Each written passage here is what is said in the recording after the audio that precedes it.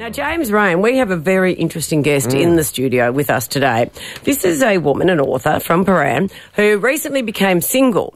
And when she became single, she decided wasn't having much luck around Melbourne with the local fellas. So she decided to expand her dating horizon and basically look for love overseas.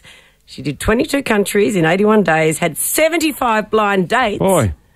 And she joins us now. Bambi Smyth, hello. Hello, good morning.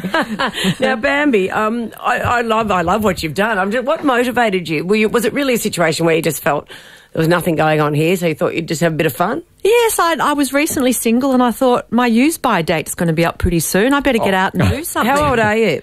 I was 47 when I did the trip. Right. So I thought, I better get out and about. My brother said there's no such thing as a use-by date. There's only a best before. But I wasn't going to take any risks. So I like European men. I wasn't having much luck locally. So I just thought I'd head off overseas. So when you asked, how you got the dates is one thing, but did these guys know that you were? Had you planned to write a book? Or did that come later? It sort of. I decided to travel, try my luck overseas, and then I thought, this is a really great idea. Yeah. And then I thought I'd combine my three greatest passions in life, which was travel, food, and men. Yep. In that order. And then, also it sometimes changed a little, and then I thought that would make a great book. So then when I went on these dates, I wrote notes.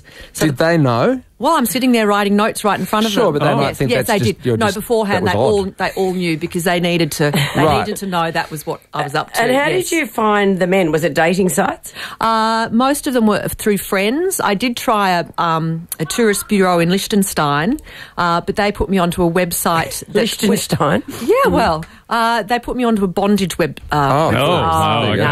And I looked at that and I thought, no. They, men in black and red rubber. Sure. Didn't do it for me. Can I ask from a... what a shame, James. That counts you out. Well, yeah. From a male's point of view, I suppose a lot...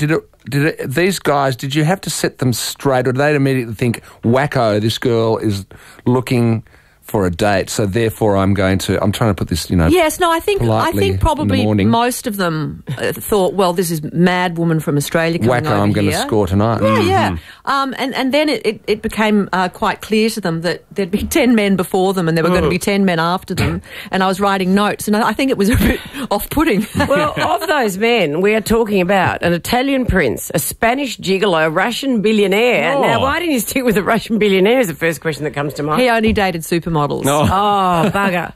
But they went on these dates, so they must have been... They must have been interested. Yeah. Well, I also said to them I wanted them to represent their country because I did the A to Z of the world. Okay. So I rather than saying I'm looking for the one, will you date me? I'm saying I'm travelling the world. Would you like to represent your country as a stereotypical male? So they wanted to, to do that for me. And then if there was a chance of romance, I think, some of them would have explored that. Oh, and was there a chance of romance? A number of times, yes. Wow. And so you were open to that? If you found... If you totally. okay. So if you found... If there was a guy you met and you thought... Yes. There were probably 8 guys I really liked and one I just fell absolutely head over. Are we allowed to ask if any of these dates, resolved? There is a spicy chapter, James. Oh my God! Well, when I opened the book, you've got to read the book, James. You've got to read the book, but I did open the book at a page, and I was saying to you off air, the first thing it says, I got home from my date with emotionally and physically exhausted. So I thought this is a spicy read.